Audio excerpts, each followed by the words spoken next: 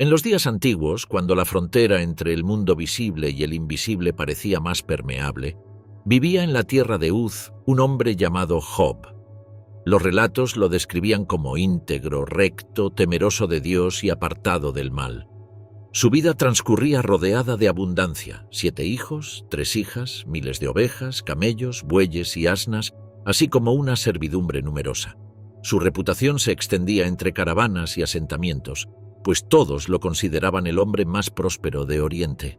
Cada uno de sus días estaba marcado por la gratitud y sus noches por los sacrificios ofrecidos en nombre de sus hijos, no por miedo, sino por precaución espiritual. Sin embargo, el relato trasladaba repentinamente la escena a un ámbito celestial donde los hijos de Dios se presentaban ante el Señor. Entre ellos apareció Satanás, figura de acusación cuyo papel era cuestionar la fidelidad humana. Cuando Dios mencionó a Job como ejemplo de justicia, Satanás insinuó que aquella devoción solo existía porque Job vivía rodeado de prosperidad. Propuso una prueba radical: despojarlo de todo para revelar si la piedad era auténtica o dependía exclusivamente de las bendiciones recibidas. La autorización le fue concedida con la condición de no tocar su vida. La sucesión de desgracias comenzó en un solo día, como si el equilibrio del mundo se hubiera quebrado sin advertencia. Un mensajero llegó con la noticia de que los sabeos habían atacado y robado bueyes y asnos. Mientras hablaba, otro informó que un fuego del cielo había consumido a sus ovejas y a los pastores. Un tercero relató que los caldeos habían asaltado a los camellos. Antes de que Job pudiera asimilarlo, un cuarto mensajero apareció con la noticia más devastadora. Un viento poderoso había derribado la casa donde celebraban sus hijos y todos habían muerto. Cada anuncio caía como un golpe irreversible. Job rasgó su manto, se afeitó la cabeza y cayó en tierra. No alzó su voz en rebeldía. Simplemente reconoció que había llegado sin nada al mundo y que nada podría llevarse. Su silencio no era resignación, sino desconcierto ante una realidad que se había desmoronado de un momento a otro. Satanás volvió ante Dios y afirmó que mientras la vida de Job continuara, la prueba no era completa. Pidió permiso para afectarlo físicamente y lo recibió con el límite de no matarlo. Poco después, Job se encontró cubierto de llagas dolorosas desde la planta del pie hasta la coronilla. Sentado sobre las cenizas, tomó un tiesto roto para rascarse. Su esposa, quebrada ante el sufrimiento acumulado, le pidió que maldijera a Dios y muriera, pero Job rechazó la idea sin comprender el sentido de todo aquello. 3 amigos, Elifaz, Bildad y Zofar, viajaron desde tierras lejanas para acompañarlo. Al verlo de lejos, irreconocible, rasgaron sus mantos y lo lamentaron con polvo sobre sus cabezas. Se sentaron junto a él 7 días y 7 noches sin pronunciar palabra, pues su dolor era demasiado grande para describirlo. Cuando finalmente hablaron, comenzaron a insinuar que su sufrimiento debía tener una causa moral oculta. Según su razonamiento, ninguno padecía tanto sin haber cometido algún pecado grave. Job, debilitado física y emocionalmente, insistió en su inocencia, cuestionando el sentido de su existencia y el silencio de Dios. En medio de las discusiones apareció un cuarto interlocutor, Elihu, más joven que los demás. Interpretó el sufrimiento como un medio de corrección. Sus palabras, sin embargo, tampoco resolvieron la tensión del relato. Finalmente, un torbellino marcó la llegada de la voz divina. Dios no explicó las causas del dolor de Job. En cambio, lo confrontó con preguntas sobre el origen del mundo, los límites del mar, la naturaleza de los animales salvajes y los funcionamientos ocultos del universo. Job respondió reconociendo su incapacidad para comprender. La mano que escribe en la pared. El palacio de Babilonia se iluminaba con lámparas de aceite que colgaban sobre columnas decoradas con leones y figuras aladas. En el gran salón, Belsasar, hijo de Nabonido y rey en funciones, celebraba un banquete para 1000 de sus nobles. El sonido de arpas y flautas llenaba el aire, mezclado con el murmullo de conversaciones y el aroma de especias importadas desde el Golfo Pérsico. El ambiente reflejaba la seguridad de un imperio que creía intocables sus muros, alimentado por el orgullo de una ciudad que había resistido asedios durante generaciones. En un gesto de ostentación, Belsasar ordenó traer los vasos de oro y plata que Nabucodonosor había tomado del templo de Jerusalén durante la conquista. Aquellos objetos, reservados originalmente para ritos sagrados, fueron colocados sobre mesas cubiertas de telas púrpuras. El rey, sus esposas y concubinas bebieron en ellos mientras brindaban a dioses de oro, plata, bronce, hierro, madera y piedra. El ritual pagano, mezclado con la profanación deliberada de vasos sagrados, provocó un ambiente de exaltación que aumentaba con cada copa servida. Entonces, sin previo aviso, la sala quedó en silencio. Cerca del candelabro principal, una mano humana, sin brazo, sin cuerpo, sin sombra que la proyectara, apareció escribiendo sobre la pared de yeso. Los dedos se movieron con precisión, dejando trazos visibles que brillaban bajo la luz. Los invitados retrocedieron, derramando vino sobre el suelo mientras el sonido de las flautas se interrumpía abruptamente. El rostro de Belsasar perdió todo color. Sus rodillas golpearon una contra la otra y su respiración se volvió entrecortada. El rey llamó a gritos a magos, astrólogos y adivinos. Les prometió vestiduras púrpuras, un collar de oro y el puesto de tercer gobernante del reino si lograban leer e interpretar la inscripción. Los sabios observaban la escritura, pero ninguno pudo descifrarla. Las palabras no correspondían a lenguas conocidas de la región ni encajaban en los sistemas adivinatorios que solían emplear en los rituales de palacio. La reina madre, escuchando la confusión, ingresó al salón. Aconsejó al rey llamar a Daniel, un exiliado judío que había destacado durante el reinado de Nabucodonosor por interpretar sueños y resolver enigmas. Daniel fue traído ante el banquete. Su aspecto tranquilo contrastaba con el caos del salón. Belsasar le ofreció las mismas recompensas que a los otros sabios, pero Daniel las rechazó. Aún así, accedió a leer la inscripción. La pared mostraba 3 palabras repetidas en parte: Mene, Mene, Tekel, Parsin. Daniel explicó primero que Dios había recordado las acciones del rey, particularmente su arrogancia al profanar los vasos del templo y su indiferencia ante las lecciones que Nabucodonosor había aprendido.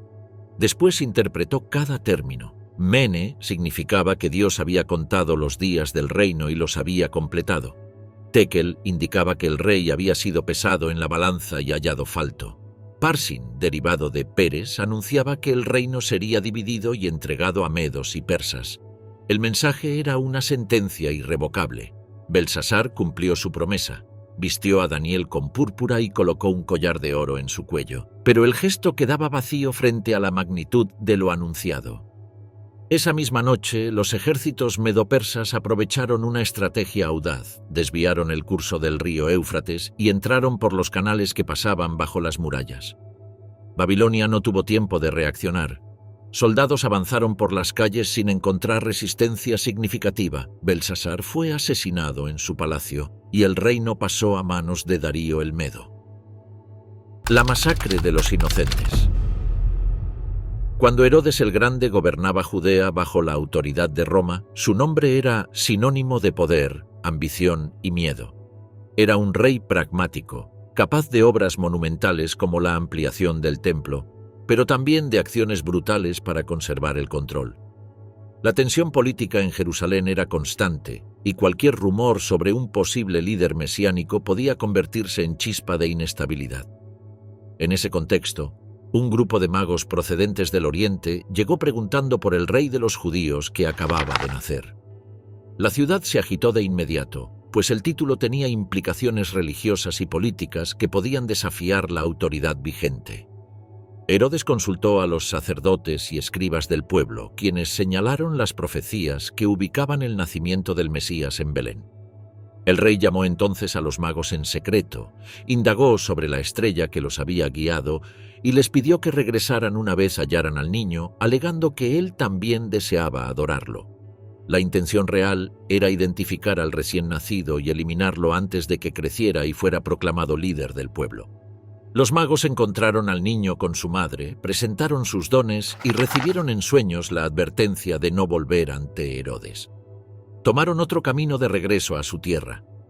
Al descubrir que había sido evadido, Herodes estalló en furia. La ausencia de información precisa sobre el niño lo llevó a tomar una decisión que afectaría a toda una comunidad. Ordenó matar a todos los niños varones menores de 2 años en Belén y en sus alrededores. calculando el tiempo según lo que había averiguado de los magos. Soldados se desplazaron por la región siguiendo órdenes directas, sin margen para la compasión. Al amanecer, la tranquilidad habitual de la aldea fue interrumpida por gritos, golpes en las puertas y el sonido metálico de las armaduras. Los hombres entraban en las casas sin previo aviso, registraban habitaciones y arrancaban a los pequeños de los brazos de sus madres. En algunas viviendas, la resistencia desesperada terminó con más muertes. En otras, los llantos resonaron incluso después de que los soldados se retiraran. Belén, pequeña y acostumbrada al ritmo pausado de la vida rural, se convirtió en un foco de lamento colectivo. El evangelista Mateo, al narrar estos hechos, evocó las palabras de Jeremías, una voz en Ramá, un llanto inconsolable, madres que se negaban a aceptar el fin de sus hijos. El texto no detallaba cuántos niños murieron ni cuántas familias quedaron marcadas por aquella orden. Solo mostraba la crudeza de una política basada en el miedo, ejecutada para eliminar una amenaza que Herodes no comprendía completamente. Mientras tanto, José recibió un aviso en sueños. Debía tomar a María y al niño y huir a Egipto. La familia emprendió el viaje en secreto durante la noche. Cruzaron caminos desérticos, evitando rutas vigiladas, buscando refugio en ciudades donde comunidades judías ya se habían establecido desde épocas anteriores. Permanecieron allí hasta la muerte de Herodes. La huida no estaba rodeada de milagros visibles ni de protección inexpugnable. Se describía simplemente como la huida de una familia vulnerable que escapaba de la violencia estatal. Belén continuó su vida después del suceso, pero la memoria del episodio persistió en las generaciones posteriores. Las casas que habían perdido a sus pequeños siguieron funcionando, pero el silencio que dejó el vacío era profundo. Los textos no registraron homenajes ni respuestas gubernamentales.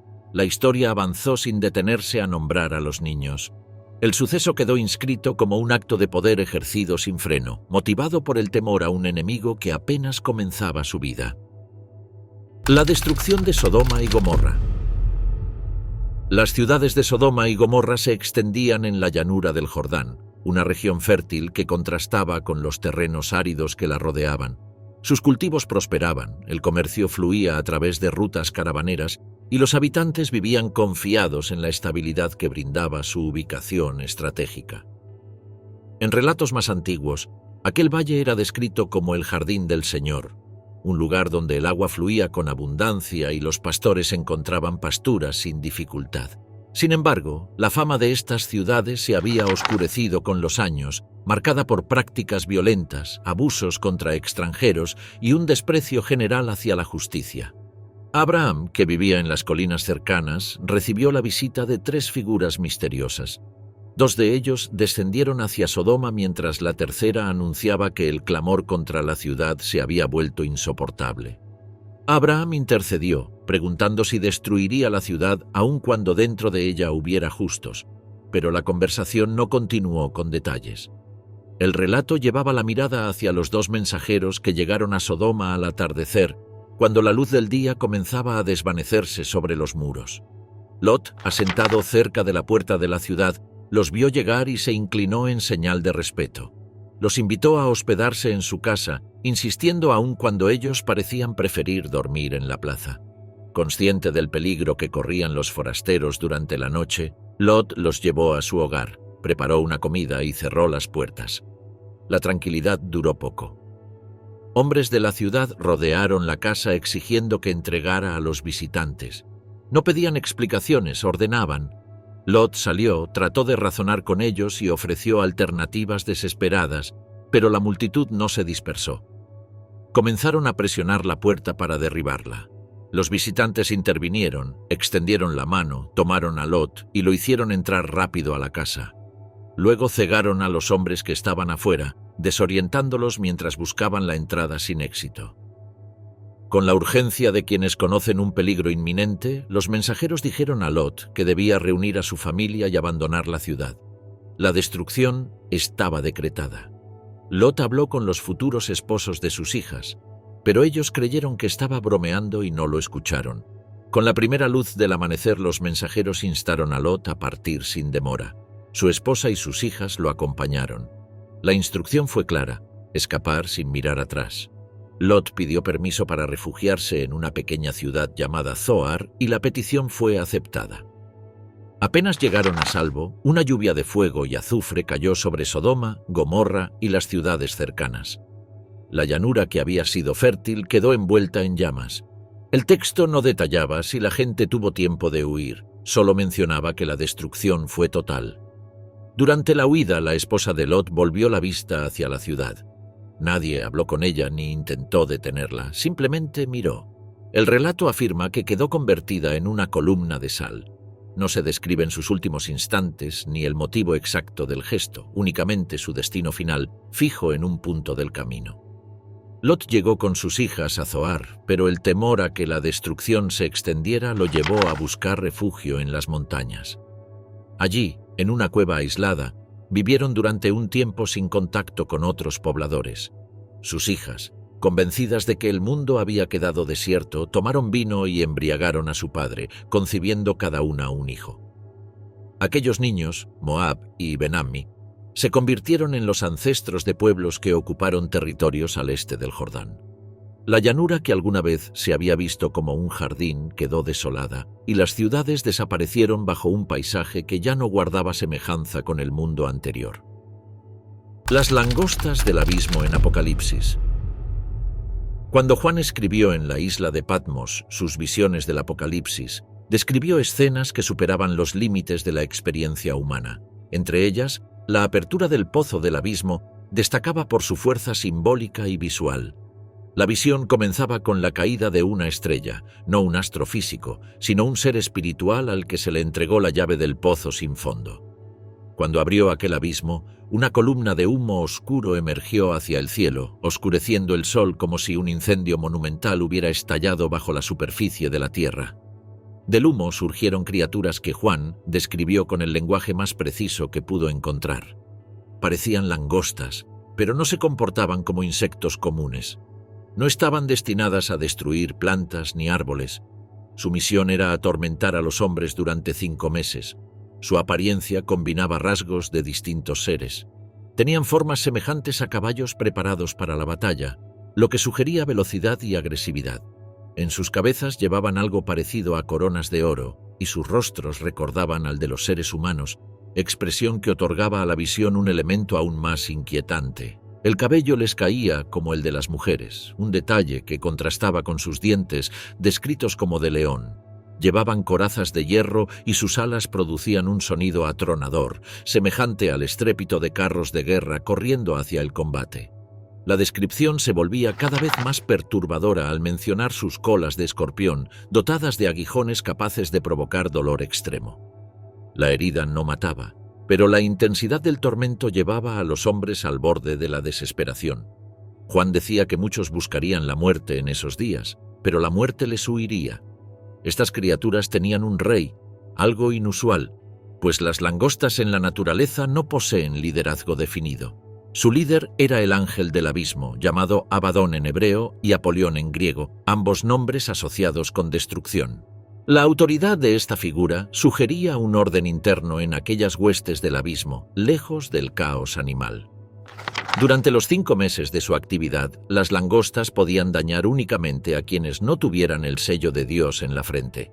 No se mencionaba un método para escapar de ellas ni refugio capaz de detener sus ataques. Juan observaba la escena como si el cielo se hubiera abierto para mostrar una dimensión oculta donde criaturas híbridas cumplían un mandato devastador. Sus formas combinadas dejaban claro que pertenecían a una esfera ajena a la naturaleza conocida, y el ruido de sus alas, semejante al de carros en batalla, completaba la imagen de una invasión que no provenía de ejércitos humanos, sino del fondo mismo del abismo. Las 10 plagas de Egipto. La confrontación entre Moisés y el faraón de Egipto se desarrolló en un contexto político donde la mano de obra hebrea sostenía parte de la economía nacional. Los israelitas habían pasado de clan migrante a pueblo numeroso, y ese crecimiento despertó recelos en el trono. Cuando Moisés regresó desde Madián proclamando que el Dios de Israel ordenaba liberar a su pueblo, la respuesta del faraón fue aumentar las cargas laborales, negando cualquier negociación. A partir de ese momento, según el relato, comenzó una secuencia de fenómenos que transformó la vida del imperio. La primera plaga afectó el corazón del país, el Nilo. Sus aguas se volvieron sangre, los peces murieron y el río desprendió un olor insoportable. Los egipcios cavaron en las orillas para conseguir agua potable, mientras sus sacerdotes intentaban imitar el fenómeno con artes mágicas. La segunda plaga trajo ranas que invadieron palacios, casas y templos. No había superficie libre de su presencia. La tercera plaga consistió en piojos o mosquitos que cubrieron a animales y personas, afectando incluso a los hechiceros del faraón, quienes reconocieron que aquello escapaba a su poder. En la cuarta plaga, enjambres de insectos voladores oscurecieron el aire. Luego, una enfermedad mortal afectó al ganado egipcio, mientras los animales de los israelitas permanecían sanos. La sexta plaga trajo úlceras que cubrieron los cuerpos de hombres y bestias. Con la séptima llegó una tormenta de granizo mezclada con fuego que destruyó cultivos, casas y cualquier cosa expuesta a cielo abierto. La octava plaga convocó langostas que devoraron lo poco que había quedado en pie. Los funcionarios egipcios suplicaron al faraón que cediera, afirmando que Egipto estaba perdido. Pero la negativa persistió. Entonces, la novena plaga sumió al imperio en una oscuridad densa durante 3 días, mientras en las casas de los israelitas había luz. La diferencia entre ambos pueblos se acentuó. La 10ª plaga cerró el ciclo. A medianoche, la muerte recorrió Egipto y arrebató a todos los primogénitos. Las casas se llenaron de lamentos, desde la familia del faraón hasta la de los prisioneros. En medio del duelo general, el faraón ordenó que los israelitas salieran del país sin demora. Aquella noche marcó el inicio del éxodo y el final del poder egipcio sobre aquel pueblo. El diluvio universal. En los relatos antiguos del Génesis, el mundo había llegado a un punto donde la corrupción se extendía por todas partes. La violencia llenaba la tierra y la conducta humana se había desviado tanto que la creación parecía irreconocible. Noé, descendiente de Adán a través de Set, destacaba en ese escenario por su rectitud. Era descrito como un hombre justo en su generación, alguien cuya vida mantenía un orden interno en un tiempo donde la conducta de la humanidad había perdido toda orientación moral. La historia comenzaba con una sentencia sin detalles emocionales. El fin de todo ser se acercaba. Noé recibió instrucciones específicas para construir un arca. La estructura debía medir 300 codos de largo, 50 de ancho y 30 de alto. Debía tener una ventana superior, una puerta en uno de los lados y 3 niveles internos. La madera debía ser recubierta con brea por dentro y por fuera para garantizar su flotabilidad. No se mencionaba cómo Noé consiguió los materiales ni cuánto tiempo tardó en levantar una construcción tan vasta, pero la imagen del arca, erguida sobre tierra seca, debía haberse convertido en un punto de curiosidad para quienes la vieron levantarse sin comprender su propósito. En medio de la preparación, Noé recibió el mandato de reunir a los animales. De cada especie debía tomar un macho y una hembra. De ciertos animales considerados puros debía llevar 7 parejas. A medida que el arca se completaba, los animales comenzaron a llegar. El relato no detallaba los trayectos ni la forma en que fueron guiados, solo afirmaba que entraron 2 a 2 en la enorme embarcación. La escena debió ser extraña para quienes habitaban la región, criaturas de diversas especies y tamaños moviéndose en dirección a una estructura que parecía demasiado grande para cualquier uso común. Cuando todo estuvo listo, Noé, su esposa, sus hijos y sus nueras entraron en el arca. El texto señala que fue Dios quien cerró la puerta desde afuera. Entonces comenzó la tormenta. Se abrieron las compuertas del cielo y las fuentes del abismo. La lluvia cayó durante 40 días y 40 noches sin interrupción. A medida que el agua subía, los hombres y animales que se encontraban fuera de la embarcación murieron. Los valles se llenaron, los árboles quedaron sumergidos y las montañas desaparecieron bajo el nivel creciente de las aguas. El arca flotó sobre un paisaje que había perdido toda referencia. Durante meses, Noé y su familia vivieron en una oscuridad interrumpida solo por lámparas internas. El sonido del agua golpeando la estructura de madera acompañaba cada día. No había ventanas que permitieran ver el exterior, salvo la abertura superior. Cuando la intensidad de la tormenta cedió, las aguas permanecieron en su nivel máximo durante 150 días. Solo entonces comenzaron a disminuir. El arca se detuvo finalmente sobre los montes de Ararat, aunque la tierra aún no estaba seca. Noé esperó pacientemente. Abrió la ventana superior y dejó salir un cuervo, que voló de un lado a otro sin regresar. Luego soltó una paloma, que volvió sin encontrar reposo. 7 días después repitió el gesto y la paloma regresó con una hoja de olivo en el pico, señal de que las aguas habían bajado lo suficiente para revelar vegetación. Una semana más tarde, la paloma no volvió. La tierra estaba emergiendo lentamente de la inundación. Cuando el suelo se secó, Noé retiró las cubiertas del arca. El aire fresco debió haber entrado como un recordatorio de un mundo que había sido borrado y que ahora reaparecía en silencio. Noé salió con su familia y los animales, que se dispersaron mientras el viento renovaba el paisaje. Las estructuras, caminos y asentamientos anteriores habían desaparecido bajo un terreno transformado por la inmensa extensión de agua, sin rastros visibles de la vida que una vez ocupó aquellos valles. El juicio de Dios contra Jerusalén, Ezequiel. Cuando Jerusalén aún resistía, sitiada por fuerzas que parecían inevitables, Ezequiel vivía en el exilio junto al río Quebar, en territorio babilónico. No formaba parte de los acontecimientos militares directos, pero recibía visiones que relataban con crudeza lo que estaba a punto de ocurrir. Sus mensajes no tenían la suavidad de las metáforas simbólicas. Eran imágenes que surgían con la nitidez del metal fundido y del fuego consumiendo estructuras que alguna vez parecieron permanentes. Todo comenzaba con una acusación. La ciudad se había convertido en un horno donde se acumulaban los desechos del pueblo, comparados con cobre, estaño, hierro y plomo cubiertos de impurezas. El juicio que se aproximaba no sería una simple derrota militar, sino un proceso de fusión total. Ezequiel observaba las visiones desde su hogar provisional en el exilio. Las figuras que veía no respondían a reglas humanas. Había seres vivientes con 4 alas, 4 caras y movimientos que se desplazaban en direcciones múltiples sin girar la cabeza. Ruedas entrelazadas cubiertas de ojos seguían los pasos de esas criaturas, mientras una especie de resplandor metálico llenaba el aire con un ruido semejante al de aguas que golpean rocas. En medio de ese escenario, la gloria divina aparecía, se movía y se levantaba, como si la presencia de Dios se desplazara de un lugar que estaba por ser abandonado definitivamente. En una de las visiones más severas, Ezequiel vio a la figura humana que representaba la gloria del Señor ordenar a un hombre vestido de lino recorrer la ciudad, marcando a quienes suspiraban por las injusticias cometidas en Jerusalén. Tras él venían otros 6 hombres armados. A ellos se les ordenó atravesar la ciudad, comenzando por el templo, y matar sin distinción a quienes no habían sido marcados.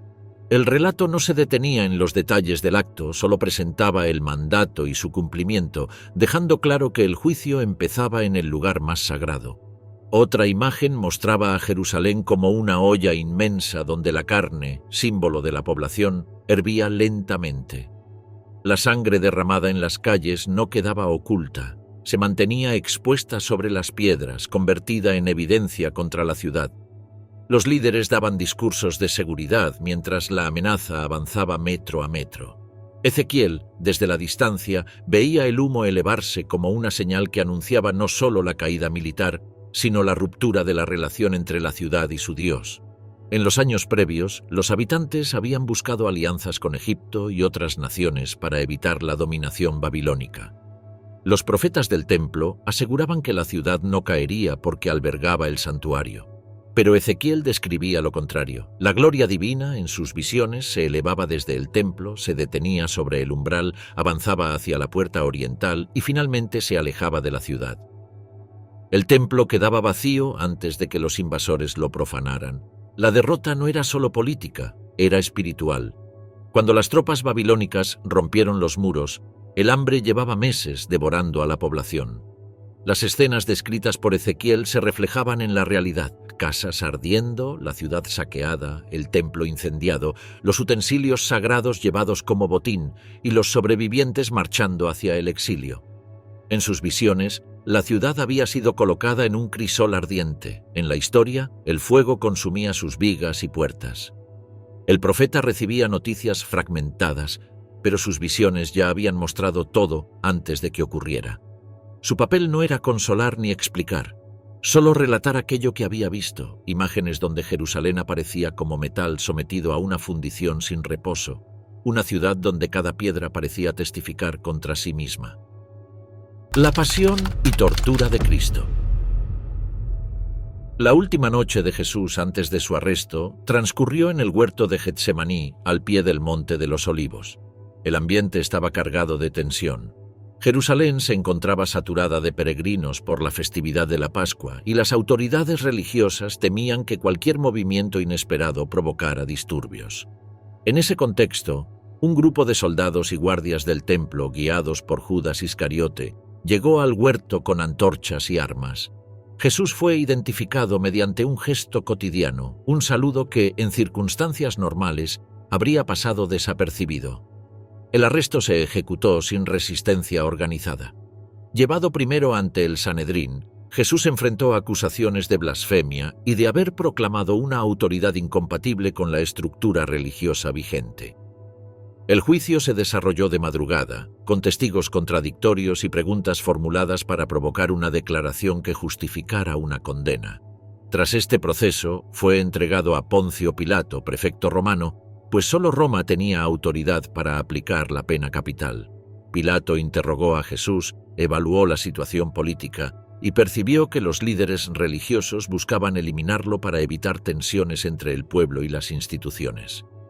A pesar de su aparente reticencia, cedió ante la presión de la multitud.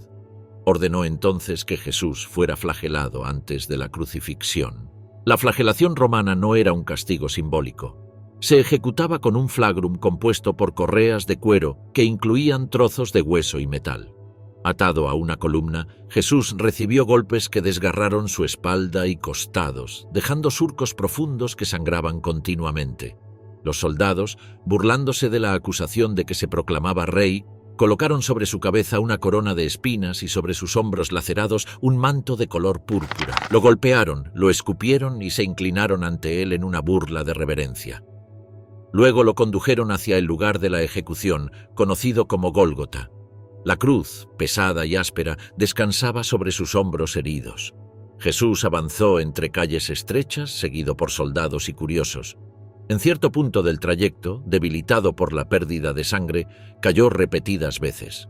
Un hombre llamado Simón de Cirene fue obligado a cargar la cruz para completar el recorrido. En Gólgota, Jesús fue despojado de sus vestiduras, que los soldados sortearon entre ellos. Fue colocado sobre la madera y fijado mediante clavos en las muñecas y los pies. La crucifixión estaba diseñada para prolongar el sufrimiento. El cuerpo quedaba suspendido en una posición que dificultaba la respiración. Cada intento de inhalar requería impulsarse hacia arriba, lo que provocaba dolor en los clavos y en las heridas del látigo.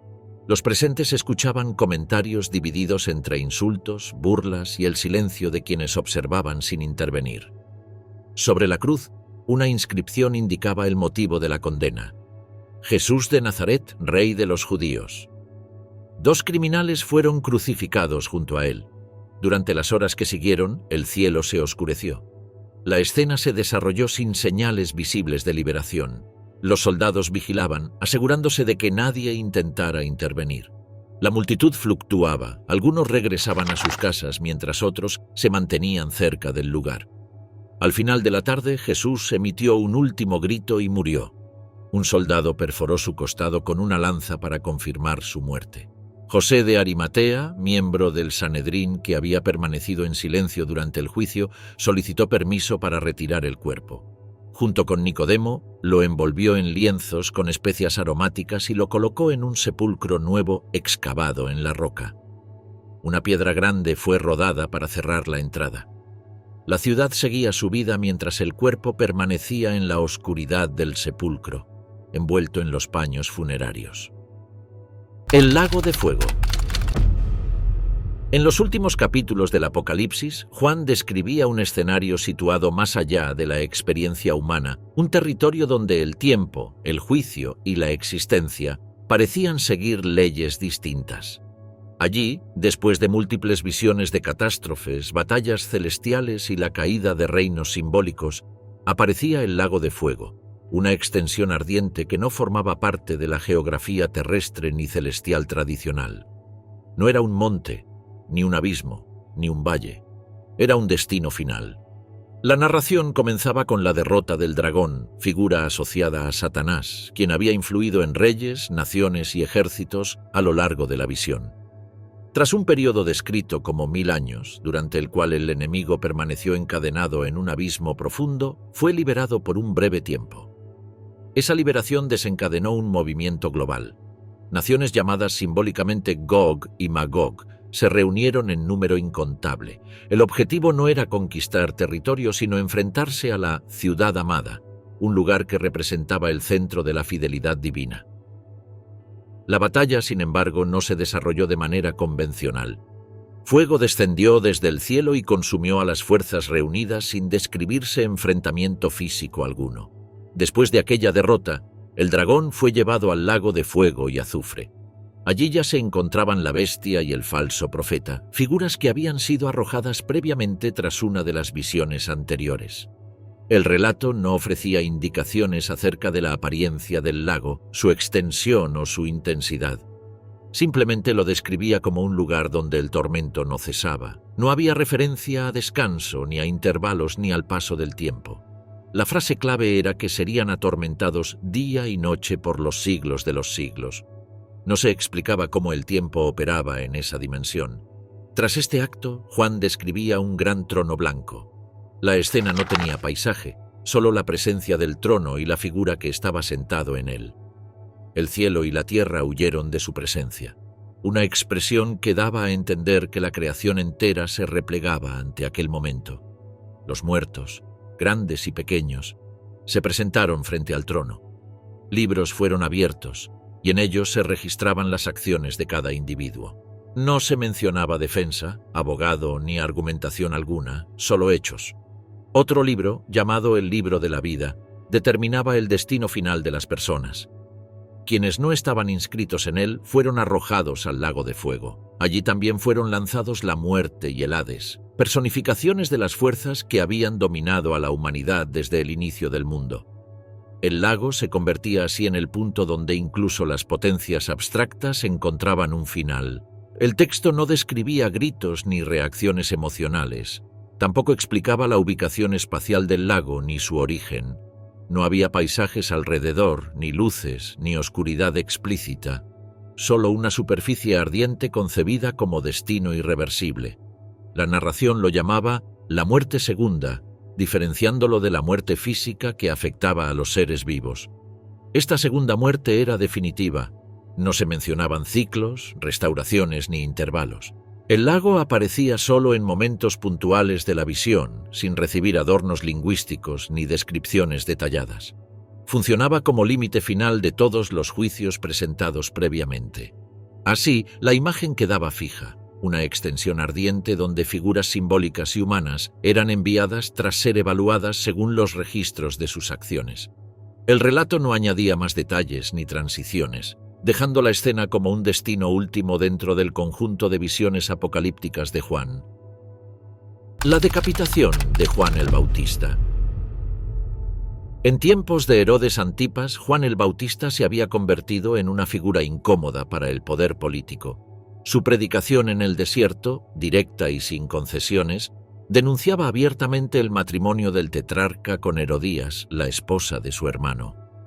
Herodes temía la influencia que Juan ejercía sobre el pueblo y, aunque lo consideraba un hombre justo, lo hizo encarcelar en la fortaleza de Maqueronte para evitar un posible levantamiento.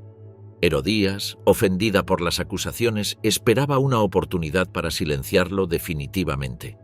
Esa ocasión llegó durante la celebración del cumpleaños de Herodes. Nobles, militares y líderes regionales asistieron al banquete, donde el vino y la música animaban la velada. En medio de la fiesta, la joven Salomé, hija de Herodías, entró para danzar ante los invitados. Su presentación agradó tanto a Herodes que, llevado por el entusiasmo y el deseo de mostrar generosidad, le prometió cualquier cosa que pidiera, incluso hasta la mitad del reino.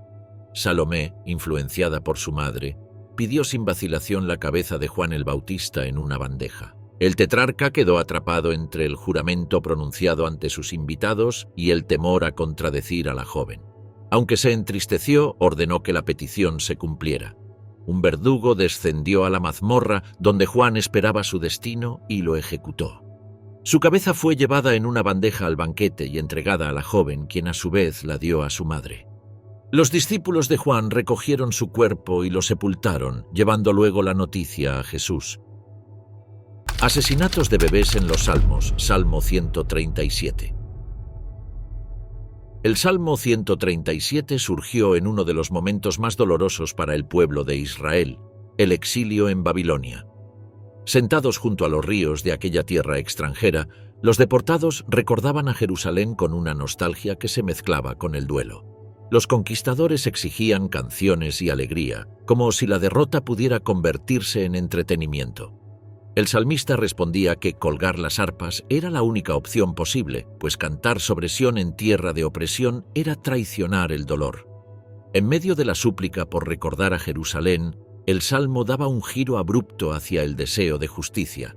El autor invocaba la caída de Babilonia y pedía que el juicio divino alcanzara a quienes habían destruido la ciudad santa. La tensión emocional crecía hasta desembocar en una frase brutal: «Dichoso el que tome a tus pequeños y los estrelle contra las rocas». La expresión reflejaba la intensidad del trauma vivido, pues los babilonios habían practicado esa misma violencia al tomar Jerusalén, matando sin distinción durante la invasión final. El grito del salmista no aparecía como una instrucción, sino como un lamento desesperado de un pueblo que había perdido todo y presenciaba horrores que marcaban generaciones. La frase mostraba la crudeza emocional del exilio y la incapacidad de un pueblo derrotado para pensar en reconciliación mientras las ruinas de su ciudad seguían humeando en su memoria. La venganza mencionada surgía como una imagen que devolvía en palabras la misma crueldad que ellos habían sufrido. Osas atacando niños por burlarse de Eliseo. La historia de Eliseo comenzaba tras la partida de Elías en un torbellino, cuando el joven profeta asumió el liderazgo espiritual de Israel. Poco después de recibir el manto de su maestro, emprendió un viaje hacia Betel, una ciudad que solía ser centro de prácticas idolátricas y tensiones religiosas. Mientras avanzaba por el camino, un grupo numeroso de muchachos salió de la ciudad y comenzó a burlarse de él. Las voces resonaban con desprecio: «Sube, calvo, sube», haciendo referencia irónica a la ascensión de Elías y mofándose de la apariencia de Eliseo. Aquellas burlas no eran simples insultos infantiles. El término utilizado sugería grupos de jóvenes lo suficientemente mayores para entender el significado de sus provocaciones y la hostilidad de la región hacia los profetas del Señor. Eliseo se detuvo, se volvió hacia ellos y los miró fijamente. Entonces pronunció una maldición en nombre de Dios, sin levantar la voz, pero con una solemnidad que marcó un límite entre la irreverencia del grupo y la autoridad espiritual que representaba. De inmediato, 2 osas salieron del bosque cercano y atacaron a 42 de los jóvenes. La narración no ofrecía detalles sobre cuánto tiempo duró el ataque ni sobre la reacción de la ciudad, pero el número de heridos mostraba la magnitud del suceso. Eliseo continuó su camino sin detenerse, dejando atrás una escena que debió provocar temor y conmoción en toda la región. Madres caníbales durante el asedio. Durante el asedio sirio contra Samaria, la ciudad quedó atrapada entre murallas agotadas y un enemigo que esperaba simplemente a que el hambre hiciera el trabajo por él. A medida que los días avanzaban, los alimentos desaparecieron y los precios alcanzaron niveles impensables. Una cabeza de asno se vendía por una cantidad enorme de plata, y el estiércol de paloma se convirtió en un recurso de supervivencia. Las calles estaban silenciosas, rotas por gemidos y discusiones, mientras dentro de las casas el hambre devoraba cualquier rastro de esperanza. Un día, mientras el rey de Israel caminaba por la muralla, una mujer clamó por justicia. El monarca, agotado por la miseria colectiva, le pidió que explicara su angustia. La mujer relató que junto a otra madre habían hecho un pacto desesperado: comer al hijo de una de ellas hoy y al de la otra al día siguiente. En la primera jornada mataron y cocinaron al niño de la mujer que hablaba. Pero cuando llegó el día siguiente, la otra madre escondió al suyo y rompió el acuerdo. La mujer exigía que el rey interviniera. Al escuchar la historia, el monarca desgarró sus vestiduras en señal de horror. Bajo la tela llevaba un cilicio, evidencia de su propio sufrimiento silencioso. La escena mostraba hasta dónde había llegado la desesperación dentro de la ciudad, donde el asedio no solo había provocado hambre, sino que había quebrado los últimos vínculos humanos. El rey, al borde del colapso emocional, culpó al profeta Eliseo por la calamidad y juró matarlo, convencido de que Dios había retirado su favor. Eliseo, por su parte, anunció que el asedio terminaría al día siguiente y que los precios de los alimentos caerían drásticamente, aunque un oficial dudó de la profecía. La liberación llegó de manera inesperada. Los sirios huyeron durante la noche tras escuchar sonidos que interpretaron como un ejército poderoso acercándose. Samaria encontró los campamentos enemigos abandonados y llenos de provisiones. Las bestias del Apocalipsis. En las visiones que Juan recibió en Patmos, las criaturas del Apocalipsis aparecían con formas que desbordaban cualquier referencia del mundo natural. Una de las primeras descripciones surgía en torno al trono celestial, seres vivientes con múltiples alas y llenos de ojos por dentro y por fuera. Cada uno tenía un rostro distinto, con improntas como león, como toro, como hombre y como águila, y proclamaban día y noche la santidad divina sin interrupción. Aquella presencia, extraña y majestuosa, marcaba el inicio de una cadena de imágenes que se volverían cada vez más perturbadoras. Más adelante, Juan vio ascender del mar a una bestia de 7 cabezas y 10 cuernos, adornada con coronas y blasonada con nombres de blasfemia.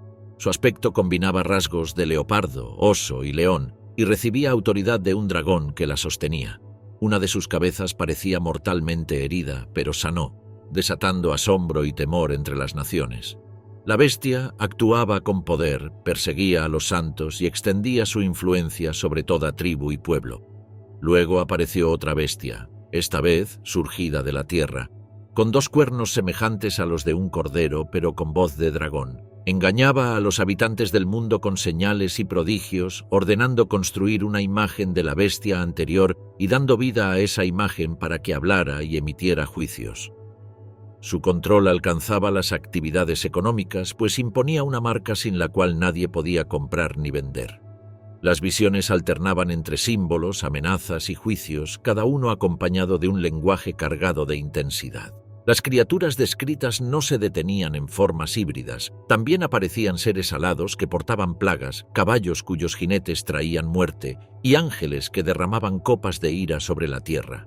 En conjunto, las bestias del Apocalipsis representaban un desfile de imágenes que recorrían el límite entre lo celestial y lo monstruoso. El juicio de Salomón. En los primeros días del reinado de Salomón, cuando su fama aún comenzaba a extenderse por Israel, 2 mujeres llegaron ante él con un caso que parecía imposible de resolver. Ambas vivían en la misma casa y habían dado a luz con pocos días de diferencia. Durante la noche, el hijo de una de ellas murió y, según el relato, ésta tomó al niño vivo de la otra mujer y lo colocó a su lado mientras dormía, dejando al pequeño muerto en el regazo ajeno.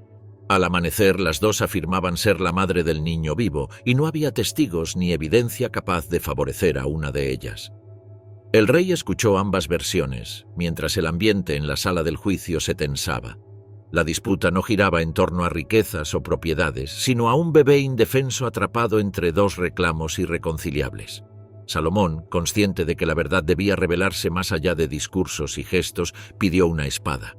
Ordenó que cortaran al niño en 2 y entregaran la mitad a cada mujer. La propuesta cayó sobre la sala como un golpe. La mujer cuyo hijo estaba vivo suplicó que el niño fuera entregado a la otra, con tal de que no muriera. En cambio, la otra mujer aceptó la división, insistiendo en que el bebé no fuera de ninguna. Ante esas reacciones, Salomón detuvo el acto y declaró: la verdadera madre era la que prefería perder al niño antes que verlo morir. Ordenó que el bebé le fuera entregado inmediatamente. La sentencia se difundió rápidamente por todo Israel, mostrando que la sabiduría del rey no consistía únicamente en conocimiento, sino en la capacidad de revelar el corazón humano mediante decisiones inesperadas. El episodio quedó como un testimonio de un juicio que, sin derramar sangre, expuso la verdad con una sola orden.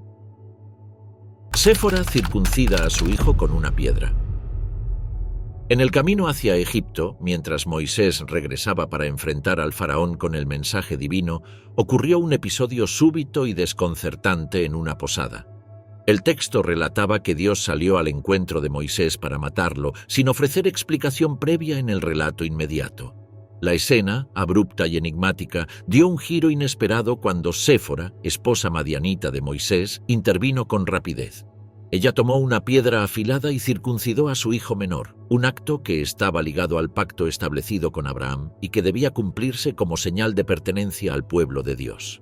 En medio de la urgencia, Séfora cortó el prepucio del niño y lo tocó con él los pies de Moisés, diciendo: «Tú me eres un esposo de sangre». La narración no añadía interpretaciones ni explicaciones, solo que después de ese gesto, Dios dejó de atacar a Moisés. El episodio indicaba que la falta de circuncisión había puesto a la familia en una situación de peligro mortal, aunque el texto guardaba silencio sobre los detalles espirituales o simbólicos que lo justificaban. Lo cierto es que Séfora, actuando sin titubeos en un momento crítico, evitó la muerte de su esposo mediante un acto ritual que debía haber sido realizado mucho antes. Tras la intervención, el viaje continuó hacia Egipto, donde Moisés se reuniría con su hermano Aarón y presentaría ante el faraón la demanda de liberar al pueblo. La escena de la posada quedó envuelta en misterio, destacando por su intensidad y por el protagonismo inesperado de Séfora en un momento decisivo. La visión del Valle de Huesos Secos. En el exilio de Babilonia, Ezequiel recibió una de las visiones más impactantes de toda la literatura profética. El espíritu lo llevó a un valle lleno de huesos esparcidos, secos por el paso del tiempo y sin ningún rastro de vida. El profeta caminó entre ellos, observando su cantidad y su estado. Eran restos humanos completamente desarticulados, incapaces de sugerir un pasado identificable. El silencio que rodeaba aquel valle contrastaba con la magnitud de la desolación. Entonces Dios preguntó a Ezequiel si aquellos huesos podían vivir. El profeta respondió que solo Dios lo sabía. Ante esa confesión de incertidumbre, se le ordenó profetizar sobre los huesos. Cuando Ezequiel habló, un ruido comenzó a recorrer el valle. Los huesos se movieron, se acercaron unos a otros y empezaron a unirse. Tendones aparecieron sobre ellos, luego carne, luego piel, pero aún no tenían aliento. En un segundo mandato, Dios ordenó al profeta llamar al espíritu para que soplara desde los 4 vientos. Cuando Ezequiel pronunció las palabras, el aliento ingresó en aquellos cuerpos y se levantaron como un ejército numeroso, firme y completo. El valle, que antes había sido símbolo de muerte absoluta, se transformó en un escenario de restauración física, como si el tiempo y la descomposición hubieran sido reversibles. Dios explicó que la visión representaba a toda la casa de Israel, cuyos habitantes decían sentirse como huesos secos, sin esperanza y sin futuro. La promesa era que volverían a su tierra y recobrarían la vida como nación. Sin embargo, el impacto de la escena trascendía la explicación. Un valle lleno de muerte convertido en un campo donde miles de cuerpos revivían al mismo tiempo. La caída de Samaria, Oseas. En tiempos del profeta Oseas, el reino del norte, conocido como Israel o Efraín, se encontraba sumido en una decadencia política y espiritual que lo acercaba cada vez más a su destrucción. Las alianzas inciertas con potencias extranjeras, la idolatría persistente y la corrupción interna debilitaban a Samaria, su capital. Oseas, testigo del deterioro, anunció un juicio inminente que no solo afectaría a la ciudad, sino también a la población más vulnerable. El profeta describió que llegaría un día en que Samaria sería tomada por asalto. En aquel momento de caos, los muros caerían y las murallas no detendrían a los invasores. Las embarazadas serían abiertas en plena calle y los niños pequeños serían despedazados sin misericordia. La escena aparecía sin suavidad ni cobertura, como un retrato directo de lo que ocurre cuando una ciudad, incapaz de sostenerse, sucumbe ante ejércitos que no distinguen entre combatientes y civiles. La violencia descrita por Oseas no se limitaba al ataque físico. Reflejaba también el colapso moral de un pueblo que había abandonado sus responsabilidades espirituales y políticas. La invasión asiria, que efectivamente llegó en el siglo VIII a.C., confirmó las advertencias del profeta. Samaria fue sitiada durante 3 años y, cuando finalmente cayó, muchos de sus habitantes fueron deportados y otros perecieron en manos de los soldados enemigos. El mensaje de Oseas mostraba la crudeza del castigo en tiempos de guerra antigua, donde la desprotección de la infancia y la vulnerabilidad femenina eran consecuencias inevitables del colapso social. La caída de Samaria quedó registrada como un momento de ruptura total, en el que una capital que alguna vez fue próspera se convirtió en símbolo de abandono y devastación. El abuso contra Dina, hija de Lea y Jacob, salió a visitar a las mujeres de la región mientras la familia acampaba en las tierras de Siquem. Durante aquella visita, Siquem, hijo del gobernante local Hamor, la vio y quedó prendado de ella. Según el relato, la tomó por la fuerza y luego intentó convencerla con palabras de afecto. El suceso dejó a la joven en una posición de vulnerabilidad total, marcada por la violencia inicial y por la insistencia posterior de Siquem en convertirla en su esposa. Hamor y su hijo acudieron a Jacob para pedir formalmente el matrimonio. Proponían alianzas, intercambios y convivencia entre ambas comunidades. Jacob guardó silencio a la espera de sus hijos, quienes al enterarse del ultraje reaccionaron con indignación y engaño. Simeón y Leví, hermanos de Dina, aceptaron la propuesta bajo una condición: que todos los hombres del pueblo se circuncidaran, adoptando así el signo de identidad del clan de Israel. Hamor y Siquem persuadieron a su pueblo de cumplir con la demanda, prometiendo beneficios económicos y sociales. 3 días después, cuando el dolor de la circuncisión era más intenso, Simeón y Leví entraron en la ciudad y mataron a todos los hombres, incluyendo a Hamor y a Siquem.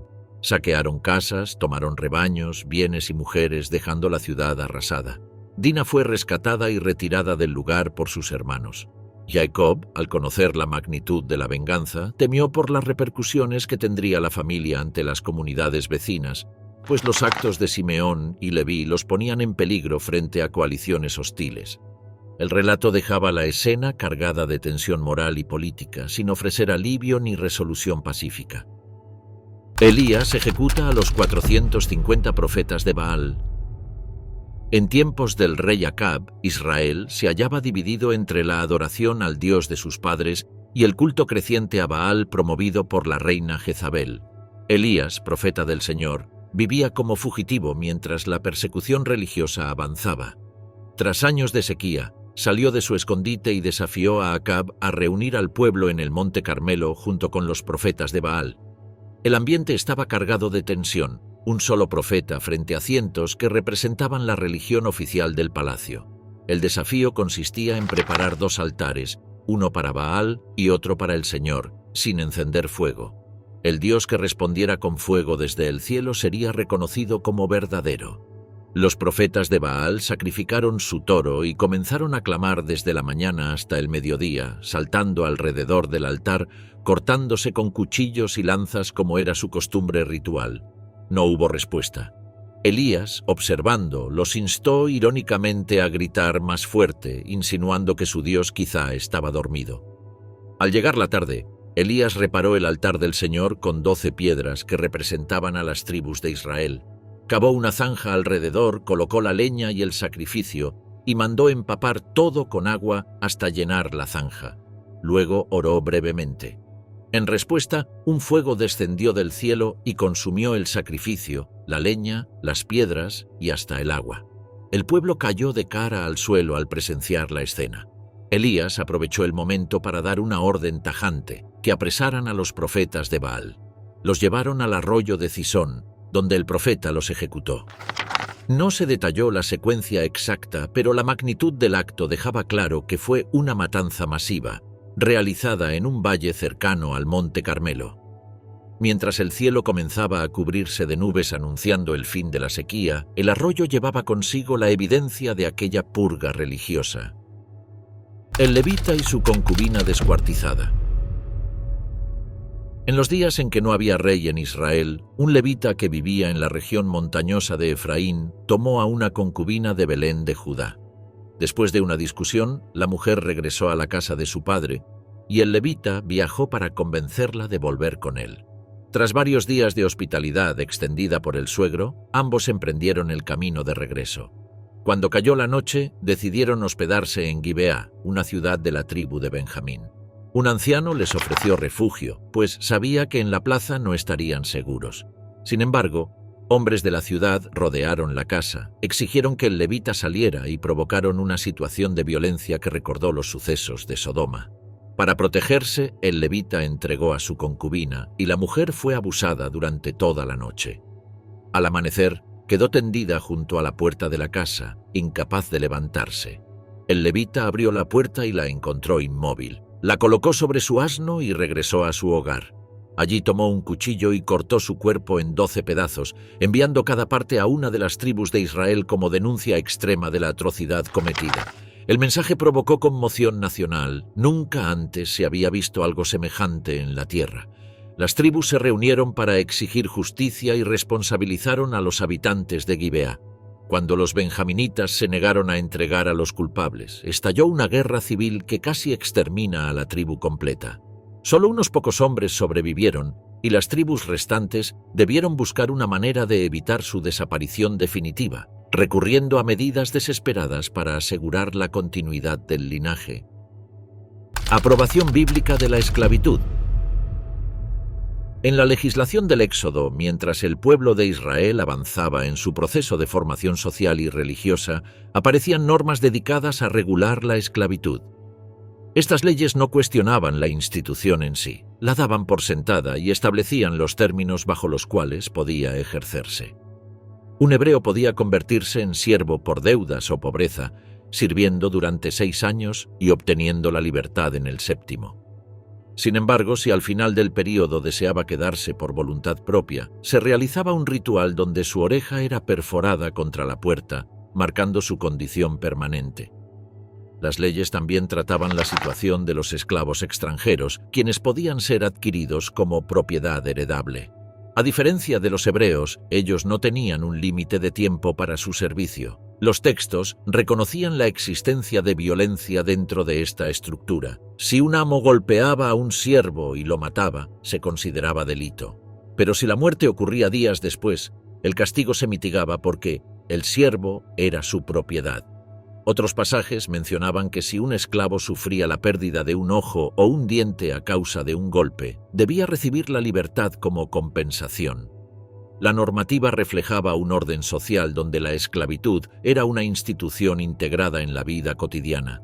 Las diferencias entre esclavos hebreos y extranjeros, las protecciones parciales y los castigos limitados mostraban una jerarquía rígida. Los textos no suavizaban la realidad del poder que un amo tenía sobre su siervo, ni ocultaban las tensiones que podían surgir en esa relación. Estas leyes convivían con otras que regulaban festividades, sacrificios y organización comunitaria, pero destacaban por su dureza al compararlas con sensibilidades posteriores. La institución se presentaba sin adornos como parte estructural del mundo antiguo. Persecución y ejecución de no creyentes. En el libro de Deuteronomio, cuando Israel se preparaba para entrar en la tierra prometida, las instrucciones dadas a través de Moisés incluían mandatos severos destinados a proteger la identidad religiosa del pueblo. Entre ellos destacaban normas estrictas contra cualquier persona que intentara desviar a otros hacia la adoración de dioses ajenos. La advertencia no se limitaba a enemigos externos. Podía tratarse de un hermano, un hijo, una esposa amada o un amigo íntimo. El texto ordenaba que, si alguien susurraba en secreto invitando a servir a otros dioses, esa persona debía ser denunciada sin vacilación. Tras una investigación rigurosa, y si se confirmaba la acusación, el castigo era la muerte por lapidación. La severidad se basaba en la idea de que permitir la idolatría amenazaba la cohesión del pueblo y su relación con Dios. Incluso una ciudad entera podía ser destruida si se descubría que sus habitantes habían sido seducidos por cultos ajenos. La legislación no solo pedía obediencia externa, sino una lealtad absoluta. No había espacio para tolerar desviaciones religiosas en una sociedad donde la fe estaba ligada a la supervivencia nacional. En este contexto, la ejecución de quienes promovían creencias diferentes era presentada como un acto de purificación y protección, evitando que la idolatría se propagara y debilitara al pueblo. El énfasis en la exclusividad religiosa se repetía en distintos pasajes, mostrando un tiempo en el que la identidad espiritual y la seguridad política eran inseparables. La narración no dejaba margen para interpretaciones suaves, pues la orden era explícita en su resultado final. Muerte de quienes miran el Arca de la Alianza. El Arca de la Alianza, construida en tiempos de Moisés según instrucciones precisas, era considerada el objeto más sagrado de Israel. Su interior guardaba las tablas de la ley y su presencia estaba asociada al poder divino que acompañaba al pueblo. Debido a su santidad, solo los levitas designados podían transportarla y aun ellos debían seguir un protocolo estricto para evitar tocarla o mirarla directamente. Cualquier transgresión a estas reglas traía consecuencias inmediatas. Durante el período de los jueces, el arca fue capturada por los filisteos tras la derrota israelita en Ebenezer. Sin embargo, su presencia provocó enfermedades y caos en las ciudades donde fue llevada, por lo que los filisteos la devolvieron en un carro tirado por vacas.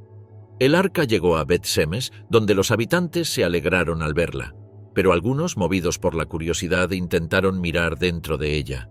El texto relata que Dios los hirió, y alrededor de 70 personas murieron por aquel acto de irreverencia.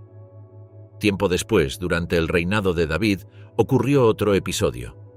Mientras el rey trasladaba el arca hacia Jerusalén, el carro que la transportaba se tambaleó al llegar a un tramo irregular del camino. Uza, uno de los hombres encargados de la conducción, extendió su mano para sostenerla y evitar que cayera. Aunque su impulso parecía razonable, el gesto violaba la prohibición absoluta de tocar el arca. En el acto, Uza cayó muerto junto a ella. El traslado se interrumpió y David, sobrecogido, dejó el arca temporalmente en casa de Obed-Edom. La imagen del arca, asociada al favor divino, se convertía al mismo tiempo en un recordatorio del peligro de acercarse sin la reverencia adecuada. La muerte de quienes la miraron y la caída repentina de Uza revelaban un límite innegociable en torno a lo sagrado. La lapidación como castigo. En la legislación bíblica, la lapidación apareció como uno de los castigos comunitarios más contundentes y frecuentes. No era un acto reservado a autoridades o jueces, sino un procedimiento en el que toda la comunidad participaba. La pena se aplicaba a delitos considerados especialmente graves: idolatría, blasfemia, adulterio, rebeldía contra los padres y ciertas conductas sexuales prohibidas. El propósito no era solo castigar, sino extirpar lo que se percibía como una amenaza para la cohesión espiritual y social de Israel. Uno de los casos más conocidos surgió en el libro del Levítico, donde se ordenaba que quienes blasfemaran contra el nombre de Dios fueran llevados fuera del campamento y apedreados hasta morir. La escena se describía con precisión. Los testigos debían arrojar las primeras piedras, seguidos por el resto del pueblo. Este detalle mostraba la responsabilidad compartida en la ejecución del castigo, evitando que la muerte recayera en manos de un solo individuo. Otro ejemplo aparecía en Deuteronomio, donde se mencionaba al hijo rebelde, un joven obstinado que no obedecía a su padre ni a su madre y persistía en una conducta destructiva tras ser corregido. Los padres podían llevarlo ante los ancianos de la ciudad y acusarlo públicamente. Si el comportamiento era confirmado, los hombres del pueblo lo lapidaban para quitar el mal de en medio. De nuevo, la medida se presentaba sin matices, como parte de la estructura social del mundo antiguo. La lapidación también se aplicaba en casos de adulterio. El libro de Deuteronomio establecía que si una mujer comprometida era sorprendida con otro hombre en la ciudad y no pedía ayuda, ambos debían ser apedreados. En zonas rurales, solo el hombre era castigado si se demostraba que la mujer había sido forzada. Estas normas reflejaban un sistema legal donde la sexualidad, el honor familiar y la identidad comunitaria se entrelazaban con consecuencias extremas. La práctica permaneció vigente durante siglos, incluso en tiempos del Nuevo Testamento, cuando grupos religiosos intentaron lapidar a Jesús y más tarde llevaron a una mujer adúltera ante él para ponerlo a prueba. Castigo por pecados ajenos. El hijo de David muere. Después del episodio con Betsabé, el rey David intentó ocultar su falta organizando el regreso de Urías, el esposo de la mujer, desde el frente de batalla. Cuando Urías se negó a ir a su casa para respetar la disciplina militar, David envió una carta a Joab, el comandante del ejército, ordenándole colocarlo en el punto más peligroso del combate para asegurar su muerte. Urías cayó en la batalla, y pasado el luto, David tomó a Betsabé como esposa. Sin embargo, el profeta Natán llegó al palacio y relató una parábola que reveló el crimen del rey. Narró la historia de un hombre rico que, en lugar de tomar una de sus muchas ovejas para agasajar a un visitante, robó la única oveja de un hombre pobre. Cuando David condenó al hombre rico de la parábola, Natán declaró: «Tú eres aquel hombre». El juicio divino fue pronunciado sin rodeos. Entre las consecuencias anunciadas, una advertencia destacó sobre todas: el hijo que había nacido de la unión con Betsabé moriría. Poco tiempo después de la advertencia, el niño enfermó gravemente. David ayunó, se vistió de saco y pasó noches enteras en el suelo implorando por la vida de su hijo. Los ancianos del palacio intentaron levantarlo, pero él se negó. Durante 7 días, el rey permaneció entre súplicas y silencio, buscando revertir lo que Natán había anunciado. El 7º día, el niño murió. Los siervos temieron informarle, pero cuando David lo supo, se levantó, se lavó, cambió de ropa y fue al templo a adorar. Luego regresó a su casa y comió, mientras sus siervos, desconcertados, preguntaron por qué había dejado de ayunar justo después de la muerte del niño. David respondió que mientras el niño vivía podía suplicar misericordia, pero una vez muerto ya no podía traerlo de regreso. El duelo quedó contenido en ese gesto, y la vida en el palacio continuó con la memoria de aquella sentencia profética. Tras la muerte del niño, David y Betsabé tuvieron otro hijo, Salomón, aunque la narración de este episodio quedó marcada por el peso del castigo que había caído sobre un inocente. Jesús permite que demonios maten a 2000 cerdos. Al llegar a la región de los Gadarenos, Jesús y sus discípulos fueron recibidos por un hombre poseído cuyo comportamiento había aterrorizado a toda la zona. Vivía entre los sepulcros, rompía las cadenas con las que intentaban sujetarlo y se hería con piedras, gritando día y noche. Cuando vio a Jesús acercarse, corrió hacia él y se postró, pero no hablaba con su propia voz. Un espíritu impuro se expresaba a través de él, consciente del poder que tenía enfrente. Jesús ordenó al espíritu salir del hombre, pero antes le preguntó su nombre. La respuesta fue inquietante: Legión, porque somos muchos. Los demonios, temiendo ser enviados al abismo, rogaron a Jesús que les permitiera entrar en una piara cercana de cerdos que pastaba en la ladera. Jesús concedió la petición. De inmediato, los espíritus salieron del hombre y entraron en los animales. La reacción fue inmediata y violenta. Los cerdos, fuera de control, corrieron hacia el precipicio y se arrojaron al mar, donde murieron ahogados. Eran unos 2000. Los cuidadores huyeron hacia la ciudad y los campos cercanos para contar lo sucedido. Cuando la gente regresó con ellos, encontraron al hombre que había estado poseído sentado, vestido y en su juicio cabal. La escena, en lugar de provocar alegría, generó temor. La pérdida económica de la piara y el poder manifestado ante sus ojos hicieron que pidieran a Jesús que abandonara la región. El hombre liberado quiso seguirlo, pero Jesús le pidió quedarse y contar lo ocurrido. Así, el suceso dejó una marca en la región, con el eco del ruido de los animales cayendo al mar y el silencio posterior del hombre que antes vivía entre tumbas. Odiar a la familia para seguir a Jesús. Mientras Jesús recorría los caminos de Galilea y Judea, multitudes comenzaban a seguirlo atraídas por sus enseñanzas, sus curaciones y la autoridad con la que hablaba. Sin embargo, entre esos seguidores había muchos que lo acompañaban por curiosidad o entusiasmo pasajero. En ese contexto, Jesús pronunció una frase que sorprendió por su dureza y que marcó un límite claro entre la admiración superficial y el compromiso absoluto. Dijo que quien quisiera ser su discípulo debía aborrecer a su padre, a su madre, a su esposa, a sus hijos, a sus hermanos, a sus hermanas y hasta a su propia vida. El término no se presentaba suavizado en el texto. Aparecía tal cual, abrupto, provocador, enfocado en mostrar que seguirlo implicaba una lealtad superior a cualquier vínculo humano. La familia, que en la cultura judía ocupaba un lugar central y sagrado, quedaba subordinada a una devoción que debía ser total. La afirmación se acompañaba de otra imagen igual de exigente: el que no cargara su propia cruz no podía ser su discípulo, anticipando el sacrificio extremo que implicaría caminar tras sus pasos. Estas palabras se dirigían a una multitud que todavía no comprendía la magnitud del camino que Jesús recorría. No hablaba a un grupo reducido de discípulos, sino a cualquier persona que considerara seguirlo. La instrucción era pública y no dejaba espacio para interpretaciones cómodas. El contraste entre lealtades quedaba expuesto con crudeza. Jesús añadió ejemplos para ilustrar lo que implicaba esa decisión. Un hombre que construía una torre debía calcular si tenía recursos para terminarla, y un rey que marchaba a la guerra debía evaluar si podía enfrentarse a un ejército mayor. Quien no meditara el costo, decía, quedaría a mitad de camino. Del mismo modo, quien no renunciara a todo lo que tenía no podía ser su discípulo. El mensaje se cerraba sin explicaciones adicionales, dejando a la multitud con una frase que resquebrajaba la estructura familiar tradicional y que exigía una entrega total y sin reservas. Jonás tragado por un gran pez.